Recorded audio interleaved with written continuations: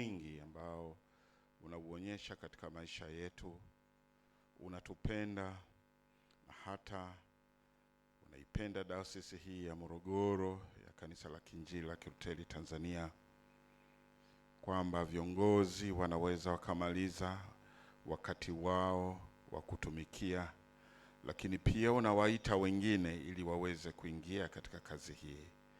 Utusaidie Mungu, sisi tunaoongoza na hata tunaoongozwa, ili tuweze kutambua pendo lako kubwa. Na leo Mungu tunakusihi ukafungue mioyo yetu, ili neno lako tulilolisikia likaendelee kuwa baraka katika maisha yetu, tunapoishi na tunapojiandaa kuingia katika ufalme wa mbinguni kwa Kristo Bwana wetu. Amen. Ndugu zangu, ujumbe tuliosomewa ni ule kutoka Injili ya Mathayo, lakini neno la mahubiri kutoka kitabu cha nabii Isaya sura ile ya 40 mistari ya 5 ya kwanza. Isaya 40 aya ya kwanza mpaka ile ya 5. Watulizeni mioyo watu wangu, wasema Mungu wenu. Semeni na moyo wa Yerusalemu, kuambia kwa sauti kuu ya kwamba vita vyake vimekwisha, uovu wake umeachiliwa, kwa kuwa amepokea kwa mkono wa Bwana adhabu maradufu kwa dhambi zake zote. Sikiliza, ni sauti ya mtu aliye nyikani, itengenezeni njia ya Bwana, nyosheni jangwani njia kuu kwa Mungu wetu. Kila bonde litainuliwa na kila mlima na kilima vitashushwa. Palipopotoka patakuwa pamenyoka, na palipoparuza patasawazishwa. Na utukufu wa Bwana utafunuliwa, na watu wote wenye mwili wataona pamoja, kwa kuwa kinywa cha Bwana kimenena haya. Amen. Na tuketi. Ndugu zangu wana Morogoro, ndugu zangu kanisa la Mungu, watumishi katika kanisa la Mungu, na sisi washarika kwa ujumla, Bwana Yesu apewe sifa.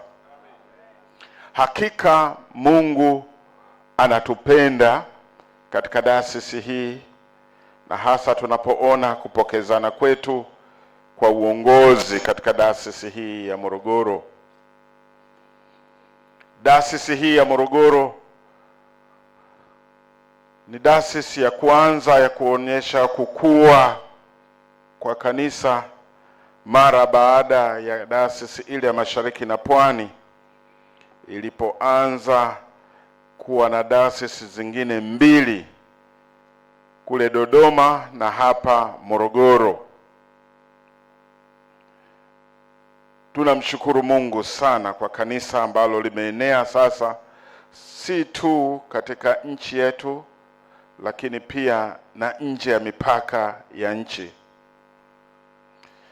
Nikushukuru kipekee Baba Askofu Mameo, ambaye leo tunapompokea askofu mteule kuwa askofu katika dayosisi hii, maana yake si kwamba wewe sio kiongozi, lakini sasa unakuwa kiongozi kwa kushauri, jambo ambalo si wote wanapata baraka ya namna hiyo, kumaliza vizuri. Wengi wanaanza vizuri lakini wanashindwa kumaliza vizuri. Baba Askofu, tunakupongeza sana. Lakini nampongeza pia ndugu yangu askofu mteule Yetupindua kwa jinsi ambavyo Mungu amekuita. Ni neema ya Mungu kuitwa, japo ni kazi ngumu, lakini Mungu ambaye amekuita atakuwezesha. Shukuru pia sana msaidizi wa askofu mteule Mchungaji Peter Michael Makala. Mungu anakuita katika nafasi hiyo akijua wewe ni msaidizi na utafanya kazi ya usaidizi. Hakuna kazi zingine. Pale ambapo mtu anafanya kazi tofauti na aliyoitiwa, ndipo ambapo panakuwa na ugumu wa utumishi. Lakini ukifanya kazi uliyoitiwa, ukaiheshimu, Mungu anakuwezesha. Namfahamu Mchungaji Peter Makala, nina hakika Mungu amekuita kwa wakati wake. Basi chapa kazi kwa wakati ambao Mungu amekuita, ili kazi ya Mungu iendelee mbele. Ndugu zangu, leo ni siku ya 3 katika majilio. Majilio ni maandalizi tunapokwenda kumpokea huyu mfalme, yaani Yesu anapokuja ya mwili. Majilio ni nafasi ya maandalizi ya mioyo yetu, maandalizi ya kujipeleleza katika maisha yetu. Nabii Isaya anaandika akiliandikia taifa la wana wa Mungu, taifa teule la Israeli. Na katika sehemu tuliyoisoma, wako utumwani, na nabii Isaya, kwa wale wanaosoma Biblia wanajua kwa kimegawanyika. Wako wanaosema Isaya wa kwanza, wa pili na wa tatu. Na katika eneo hili tulilolisoma, mambo mawili makubwa. Kwanza, Mungu anadhihirisha nguvu yake na mamlaka yake. Lakini haishii hapo tu, anadhihirisha huruma yake kwa taifa lake. Kama ambavyo Mungu licha ya kuwa na nguvu na mamlaka katika maisha yetu, lakini bado anakuwa ni Mungu mwenye huruma. Ameruhusu taifa lake kwenda katika utumwa, lakini Mungu huyo huyo analihurumia taifa hilo. Sema watulizeni, watulizeni, watulizeni. Huyo ndio Mungu tunayemwamini. Anaruhusu kitu kwa sababu maalum. Kwa hiyo sio Mungu wa kulaumiwa. Kila linapotokea jambo, lazima uulize, Mungu analeta fundisho gani katika hili? Hata katika mabadiliko haya tunayoyapata katika kutoka askofu huyu, kutoka msaidizi huyu, kutoka mkuu wa jimbo, kutoka mchungaji wa usharika huu na mchungaji wa usharika mwingine, tunajiuliza, Mungu ana neno gani kwetu? Kuna washarika ambao mchungaji akihamishwa hawaelewi kwamba Mungu anaweza akamtuma mchungaji hata kwa siku 2 tu, ili akutane na maisha ya mtu mmoja tu, na akishamaliza maana yake anampeleka mahali pengine. Ndiyo Mungu. Na hapa amemtuma Isaya, nabii Isaya. Nabii Isaya anawatuliza watu mioyo. Mungu anaongea na taifa lake hili la Israeli kwa upole na kuwakumbusha kuwa wakati wao wa mateso umekwisha. Anawapa matumaini mapya. Lakini anaweka madai huyu Mungu. Itengenezeni nyikani njia ya Bwana, nyosheni jangwani njia kuu kwa Mungu wetu. Halafu kila bonde lisawazishwe, kila kilima kishushwe, palipopotoka patakuwa pamenyoka. Kwa lugha rahisi, Mungu anataka kuambia wana wa Israeli kwamba ninyi mlio taifa la Mungu, itengenezeni njia ya Bwana. Leo anatuambia hata sisi, pamoja na furaha zote tulizo nazo, tutengeneze sisi tulio taifa la Mungu kwa njia ya Yesu Kristo. Tumetenda dhambi. Mungu anajua sisi ni wenye dhambi. Lakini katika kipindi hiki cha majilio, Mungu anatupa fursa ya kurudi kwake na kutengeneza. Na ndio majilio. Majilio sio mabadiliko ya rangi ya ibada tu kwa makanisa haya, sisi makanisa ya kiliturujia. Majilio sio mabadiliko ya nyimbo. Majilio sio furaha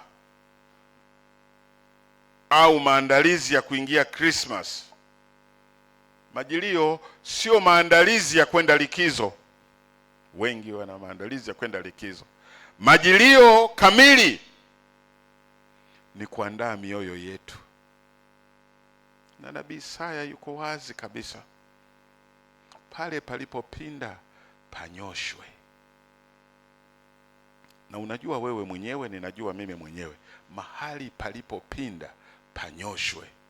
Tangu tulipopata kipaimara na kumkiri Yesu kwa midomo yetu, pale ambapo pana mabonde panyoshwe, ili huyu Yesu anayekuja aingie kwa furaha. Katika kipindi hiki, ndugu zangu, cha majilio, Mungu anatupa kipindi cha kujitathmini. Na tathmini hii ya maisha ni tathmini ya kila mtu anayemjua Mungu. Na tathmini hii ni kutathmini uhusiano wangu binafsi na Mungu, uhusiano wetu kama dayosisi na Mungu, uhusiano wetu kama kanisa na Mungu. Mungu yuko wapi katikati ya kanisa la Mungu? Sababu kanisa sio klabu. Kanisa ni kundi la waaminio. Hatupo kanisani kwa kadi ya wanachama. Tuko kanisani kwa imani tulionayo ndani ya Yesu. Je, bado tunayo huyo Yesu au tunafanyika tu kama klabu fulani hivi? Ndio maana watu hawaelewi. Hata miaka ikipita, basi ni zamu ya fulani. Hapana.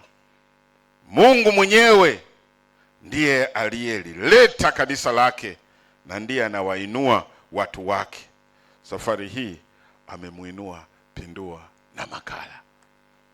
Huyo ndio Mungu. Mungu ametupa sisi uwezo wa kurejea kwake kwa njia ya toba. Matengenezo. Tengenezeni. Matengenezo yote yanakwenda kwa njia ya toba. Kutubu. Tengenezeni njia ya Bwana. Ndugu yangu askofu mteule Pindua na msaidizi wako Makala, karibuni katika utumishi, katika kipindi hiki ambacho waumini hawataki sana lugha hizi za toba, kutubu, una dhambi. Hawataki.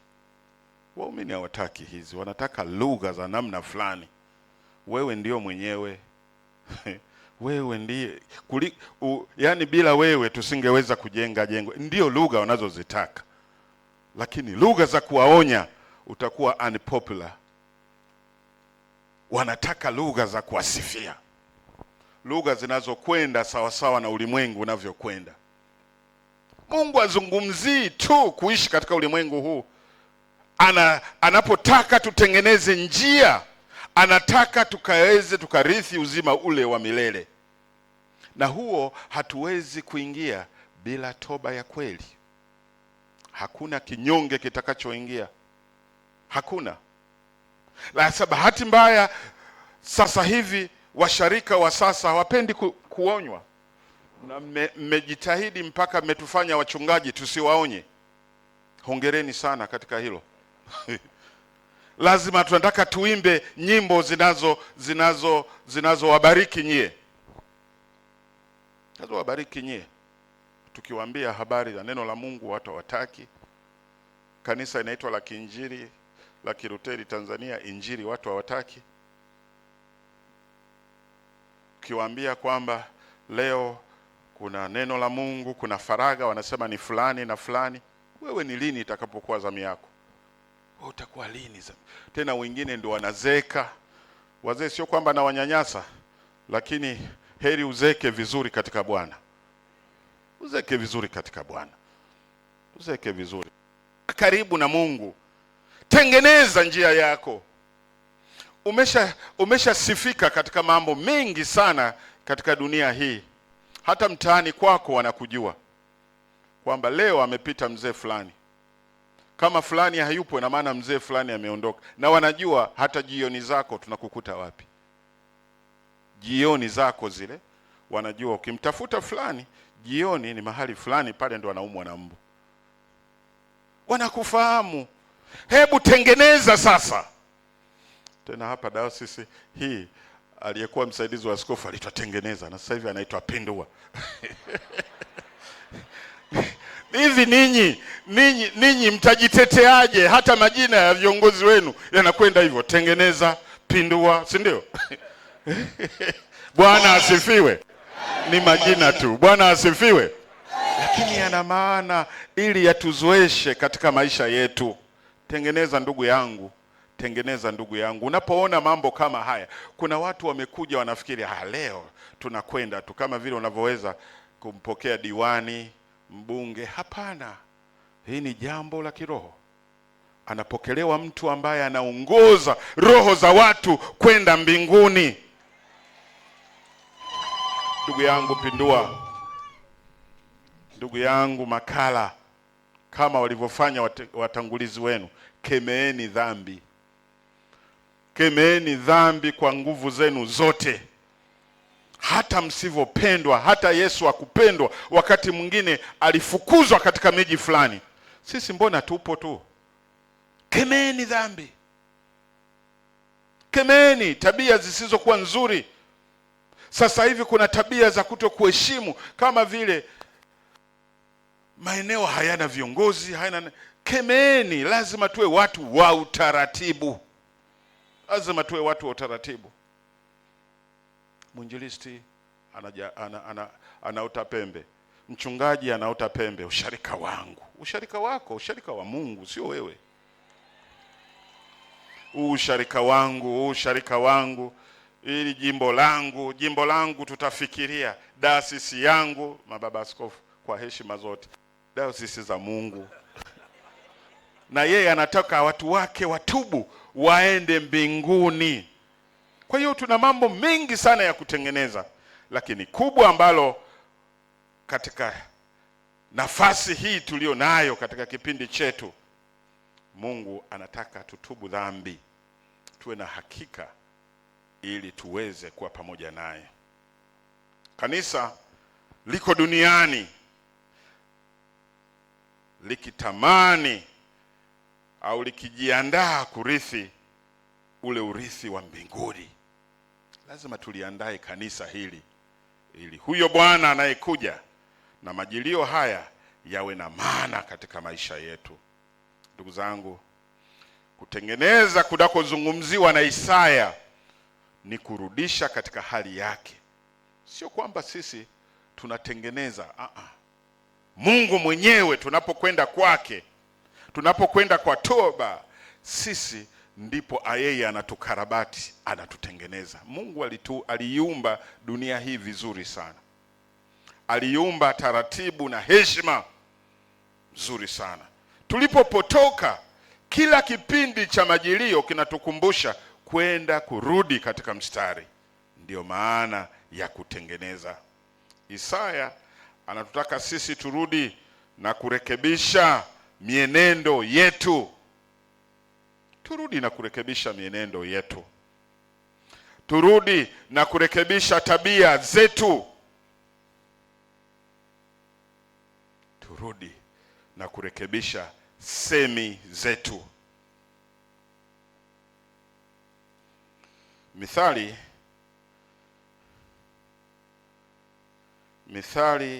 17 anazungumzia jinsi ambavyo tunahitaji kuchunga sana misemo na maneno yetu. Sasa hivi kila mtu ni msemaji. Kila mtu. Mbona tulipoanza ibada hapa, viongozi waliturugia wakaturuzuia tusipige picha, lakini kila mtu amekuja kanisani, lakini hapo ni mwandishi na simu yake. Ni msemaji, anataka awaishe habari. Kila mtu ni msemaji. Vivyo hivyo katika nafasi mbalimbali, kila mtu anachukua nafasi yake. Sasa mwandishi wa kitabu cha Mithali anasema katika sura ile ya 17 na aya ile ya 27, lazima mtu azuie maneno yake, na tena awe mwenye maarifa na mwenye roho ya utulivu, tena awe na busara. Hebu angalia maneno yanayozungumzwa siku hizi. Kila kunapokucha, huoni busara, huoni ule munyu, huoni maneno yanayozungumzwa. Tutengeneze hata maneno yetu. Maneno yetu yawe ya kubariki. Maneno yetu yawe tofauti na watu wa ulimwengu huu. Yesu anasema sisi tuko hapa ulimwenguni, lakini sisi sio wa ulimwengu. Lazima tuwe na utofauti. Ukiona tuko sawa tu, basi hakuna maana ya kuwa muumini na kuwa shahidi wa Yesu na kuwa mtu aliyetengeneza njia ya Bwana. Lazima kuwe na tofauti. Sisemi tuwatenge wengine, lakini lazima tuwe tofauti, kwa sababu hata Yesu ametupa sisi kitu kikubwa zaidi, kutuita sisi ni chumvi, tena ni nuru. Sasa ikiwa nuru inafanana na giza, kuna tofauti gani ya nuru na giza? Ni lazima tuwe tofauti. Ndugu zangu, leo tunapowaingiza wenzetu katika nafasi hii, sisi sote tuwe tayari kutengeneza njia ya Bwana. Tunyoshe mapito yetu. Tena ninyi ndugu zangu mnaoanza ndio mbwe wa kwanza kuonyesha hilo. Na mimi natamani dayosisi hii iwe ya mfano kamili ya kunyosha njia ya Bwana na kutengeneza mapito yetu. Na mna hakika na mnajua niliyesimama hapa nimezaliwa na kulelewa katika dayosisi hii. Kwa hiyo ninafahamu.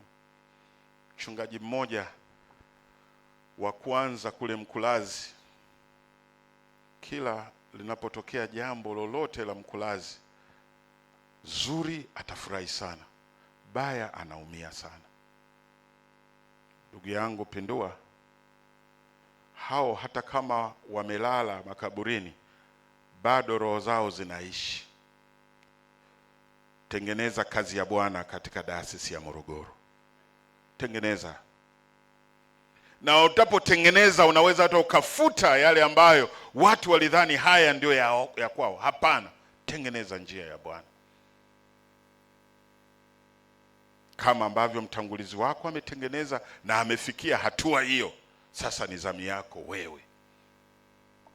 Umepewa kijiti hiki, sio kijiti chepesi, ni kijiti kizito, lakini Mungu aliyekupa atakuwezesha.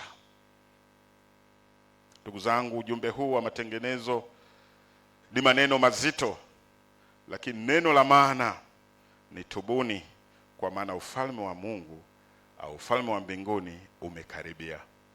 Mtu yeyote asikudanganye kwamba mbingu ziko mbali, hatuna sababu ya kutengeneza sasa. Kila mmoja kwa nafasi yake na kwa wajibu wake anahitaji kujua kwamba ufalme wa mbinguni umekaribia.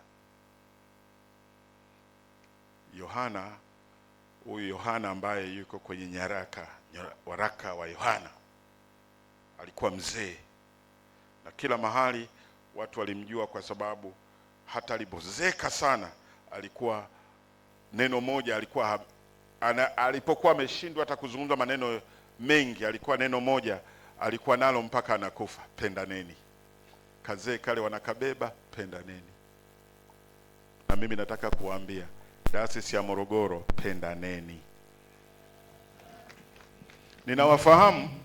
Ninawafahamu kama ninavyosema, na mimi nataka nichukue ile nafasi ya Yohana mzee, niache neno hilo, pendaneni.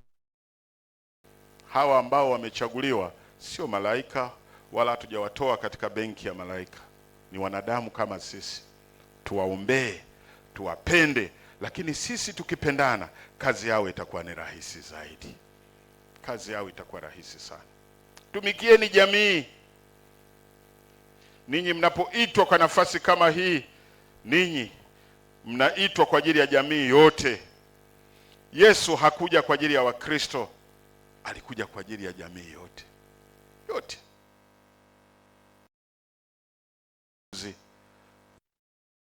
Nguvu zenu zote kwa uaminifu, kile ambacho Mungu anaweka ndani yenu,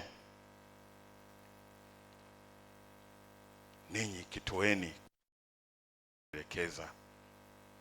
Ndugu zangu, ninawasihi ninyi washarika na ninyi viongozi siku zote kuendelea kupiga magoti kwa Mungu ili Mungu aweze kuwasikia. Lakini tukumbuke, Mungu anawasikia wale watu ambao wametengeneza njia zao. Mungu hasikii tu, lakini anaona jinsi ambavyo huyo mtoto wake, kwamba huyo amefanyika kuwa mtoto wake. Na ukishafanyika kuwa mtoto wake, atakusikia. Na anakusikia kitofauti. Nilipokuwa mchungaji kwenye usharika fulani, mara nyingi watoto walikuwa wanacheza karibu na dirisha la ofisi ya mchungaji. Watoto wangu walikuwa wadogo, na kila mara watumishi wenzangu pale usharikani, wasaidizi wangu, walikuwa najua mchungaji akiwepo hataki kusikia kelele. Kwa hiyo kila ninaposikia kelele nitaita, parishweka, mwinjilisti, hebu fukuza hao watoto.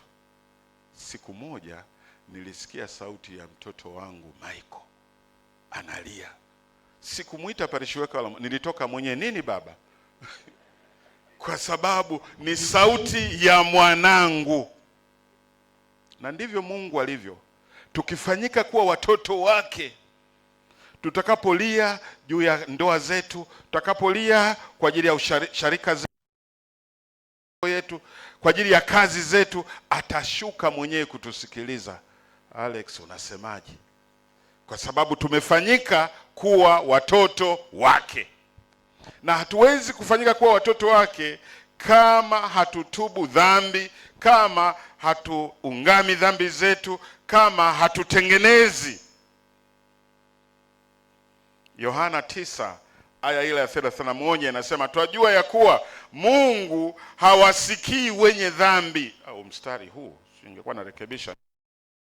Jua ya kuwa Mungu hawasikii wenye dhambi, bali mtu akiwa mcha Mungu na kufanya mapenzi yake. Kumbe wakati mwingine unapiga kelele kwa sababu hakusikii. Wewe sio mtoto wake. Kama mimi nilipomsikia Michael, mimi mwanadamu tu. Mungu akisikia unalia, wewe ambaye ni mtoto wake, atashuka.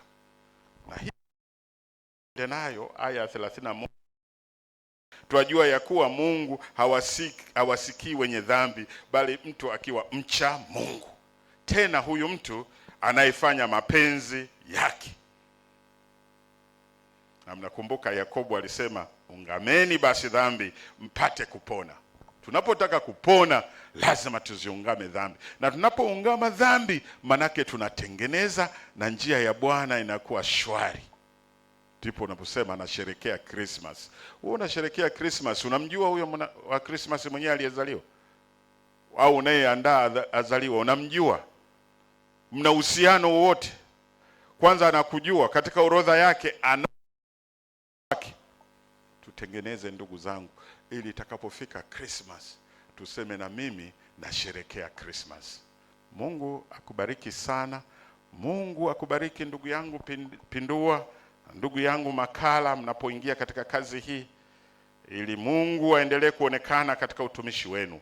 Na sisi sote tuliokuja katika ibada hii tunachukua jukumu kuombea na kuwatakia mema katika utumishi huu. Bwana Yesu apewe sifa. Bwana asifiwe. Mbarikiwe na Bwana. Amin.